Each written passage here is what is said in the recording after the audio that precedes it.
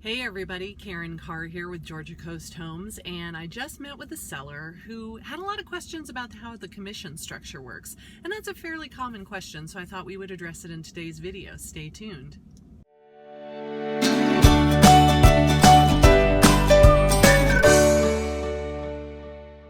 So if you're thinking of selling your house, you've decided to list it, here's how the commission structure works. So let's say that you pay your agent 6%.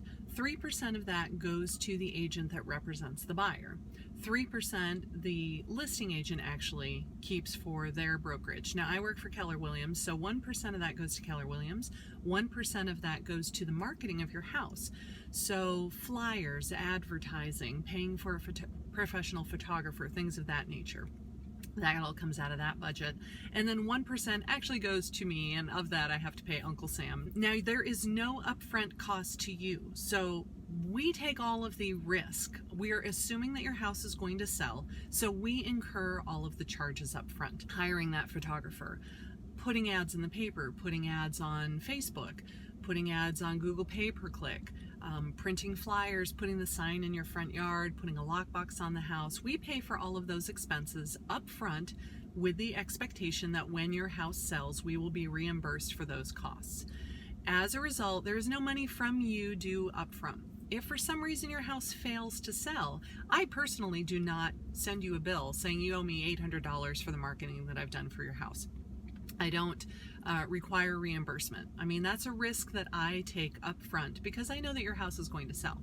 Now, let's say that we can't come to an agreement on the price. Perhaps all of my data shows that the house is worth $200,000, but you want to list your house for $250,000.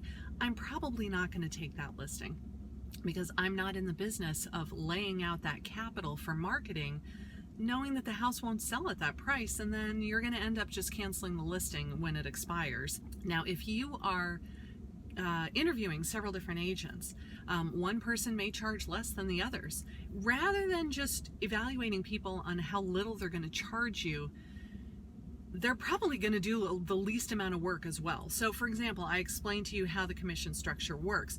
If I say I'm going to charge you 5%, but everybody else is charging 6%, well, where is that 1% going to come from? It's probably going to come from the marketing of your home.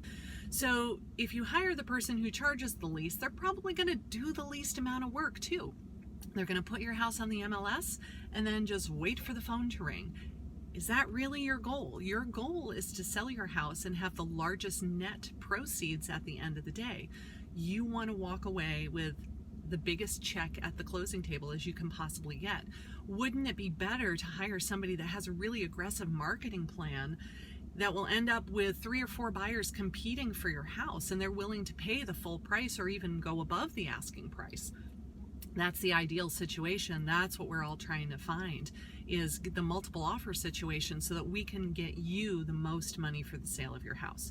So when you're interviewing agents, instead of saying, how little money are you going to charge me to do this? Why not say, what are you going to do to sell my house? What do you do that the other agents don't?